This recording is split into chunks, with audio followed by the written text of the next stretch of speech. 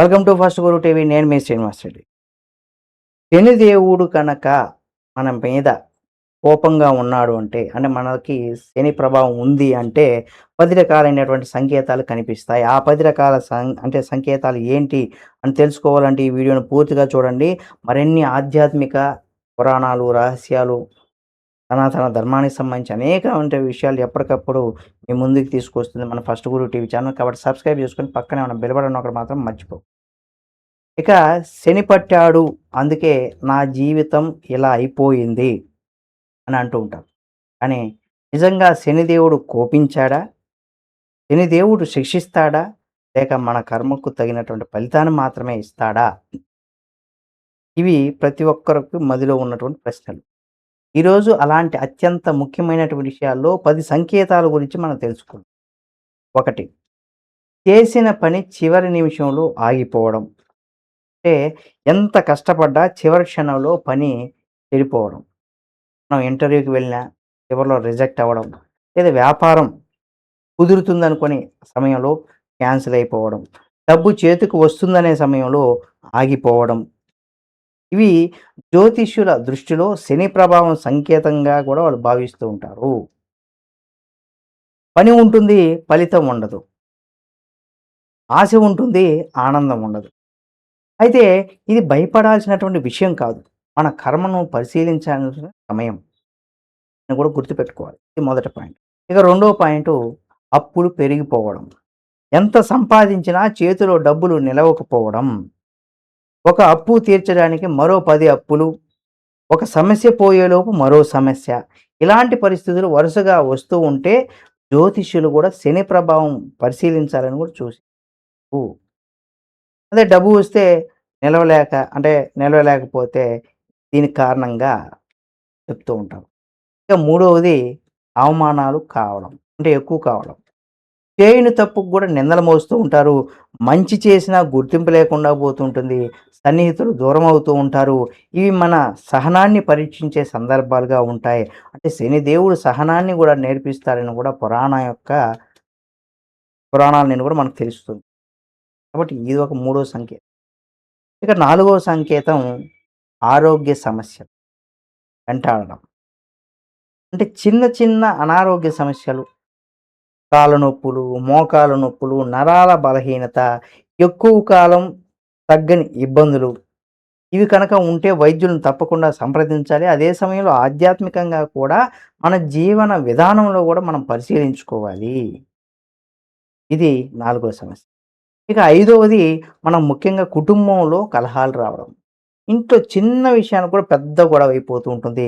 ముఖ్యంగా భార్యాభర్తలు అపార్థాలు చేసుకుంటూ ఉంటారు. అన్నదమ్ముల మధ్య విభేదాలు వస్తూ ఉంటాయి. ఇలాంటి పరిస్థితుల్లో మనం సహనం, మాట తీరు యొక్క ప్రవర్తన సరిచేసుకోవాలి. ఇది ప్రతి ఒక్కరు కూడా గుర్తుపెట్టుకోవాలి. అన్నదమ్ములు కావచ్చు, తల్లిదండ్రులు కావచ్చు, భార్యాభర్తలు కావచ్చు, ఎవరైనా ఇదైతే గుర్తుపెట్టు. మాట మధురమైన ఆ ఇల్లు ఒక మందిరం అయిపోతుందని పెద్దలు చెప్తూ ఉంటారు. ఆ మాట మధురంగా ఉంటే మన ఇల్లు కూడా ఒక నందనవనంలాగాను, బృందావనంలాగా ఉంటుంది. ఇక ఆరవది కోర్టు కేసులకు సంబంధించి వివాదాలు. అంటే అనుకోకుండా కోర్టు చుట్టూ తిరగాల్సి రావడం, ఆస్తి గొడవలు ఉండడం, ఉద్యోగ సమస్యలు రావడం. ఇవి కూడా జ్యోతిషులు శని ప్రభావంగానే పరిగణిస్తూ ఉంటారు. ఇక ఏడవది స్నేహితులు దూరం అవ్వడం. నమ్మిన వాళ్ళు మోసం చేయడం, సహాయం చేసిన వాళ్ళు వెన్నుపోటు పడడం. అంటే మనం ఒకరికి హెల్ప్ చేసాం, వాళ్ళ అవసరం కోసం డబ్బులు ఇవ్వడం, ఏదైనా చేస్తే వాళ్ళు మనల్ని మోసం చేస్తూ ఉంటారు డబ్బులు ఇవ్వకుండా. మనసు ఇరిగిపోయే సంఘటనలు జరగడం. అంటే శని మనకు నిజమైనటువంటి మనుషులను గుర్తించేటువంటి అవకాశం ఇస్తాడని కూడా ఇక్కడ మనం గుర్తుపెట్టుకోవాలి. ఇక ఎనిమిదవది నిద్రలేమి, మానసిక ఆందోళన. ఎందుకో తెలియని భయం అనిపిస్తూ ఉంటుంది. రాత్రులు నిద్ర అనేది పట్టకపోకుండా ఉంటుంది. ఆలోచనలు ఎక్కువగా వస్తూ ఉంటాయి. ఇలాంటి పరిస్థితుల్లో భగవంతుడు నామస్మరణతో పాటు అవసరమైనటువంటి వైద్యుల సలహా కూడా, ఆధ్యాత్మిక పరంగా కూడా భగవంతుని నామస్మరణ చేసుకోవాలి. ఇలా నిద్ర పట్టలేదంటే వైద్య సలహాల మేరకు కూడా మనం కొన్ని జాగ్రత్తలు ఇక తొమ్మిదవది తరచుగా ప్రమాదాలు, వస్తువులు పోగొట్టుకోవడం ఇలాంటివి. అంటే మనకి తాళాలు పోగొట్టుకోవడం, లేదా మొబైలు పగిలిపోవడం, లేదా మొబైలు పోవడం, వాహనాలు దగ్గర ప్రమాదాలు జరుగుతూ ఉండడం, చిన్న చిన్న యాక్సిడెంట్లు అవ్వడం. అజాగ్రత్త వల్ల మనకు ఏదో ఒక రకంగా నష్టాలు జరుగుతూ ఉంటాయి. ఇవన్నీ కూడా జాగ్రత్తగా జీవించాలని ఒక రకంగా శనిదేవుడు ఇవి ఇస్తూనే దాంట్లో నుండి ఒక మెసేజ్ మనకు ఉండేలాగా కూడా చేస్తూ ఉంటాడు. ఇక పదవది భక్తి అనేది కూడా తగ్గిపోవడం. అంటే గుడికి వెళ్ళాలనిపించకపోవడం, పూజ చేయాలనే ఆసక్తి కూడా తగ్గిపోవడం. గుడికి వెళ్ళకపోయినా అప్పటి వరకు బాగా గుడికి వెళ్తూ ఉంటారు. రాను రాను గుడిని తగ్గిచ్చేస్తూ ఉంటారు. సరే ఇంట్లో కూడా పూజ చేసేటువంటి ఉంటుంది. అది కూడా తగ్గిపోతుంది. ఇలా భక్తి అనేది కూడా తగ్గిపోతుంది. పూజ చేయాలనే ఆసక్తి కూడా తగ్గిపోవడం. మంచి పనులు చేయకుండా వాయిదా వేసుకోవడం. ఇది మనలోని ఆధ్యాత్మిక బలం తగ్గుతుందనే సంకేతం కావచ్చు గానీ, శని దేవుని అనుగ్రహం పొందాలంటే ప్రతిరోజు నిజాయితీగా జీవించాలి. తల్లిదండ్రులను గౌరవించాలి. పెద్దలకు ఇక్కడ గౌరవించాలి. ఏ పేదలకు గూడా అన్నదానం చేయాలి. నల్ల నువ్వులతో దీపం వెలిగించండి. ఇవి ఆచారాల ప్రకారం చెప్తారు. ఇక శనివారం రోజు ఓం శం శనైశ్వరాయ నమః అనే మంత్రాన్ని భక్తితో జపించండి. అలాగే హనుమంతుడికి, శివునికి భక్తితో ఆరాధన చేయండి. అన్నిటికంటే ముఖ్యం చెడును వదిలేయండి. మంచిని అలవాటు చేసుకోండి. అదే శనిదేవుడికి అత్యంత ఇష్టమైనటువంటి పూజగా కూడా కాబట్టి భక్తులారా గుర్తుపెట్టుకోండి. శని దేవుని శత్రుత్వం అంటే శత్రువు కాదు, శిక్షించే గురువు. శని దేవుడు నాశనం చేయడానికి రాడు. నిజాయితీగా ఉండడానికి, నిజాయితీగా ఉండమని చెప్పడానికి, నిజాయితీని నేర్పించడానికి వస్తాడు. శని బాధ పెట్టడు. బాధ ద్వారా జీవిత పాఠం చెబుతాడు.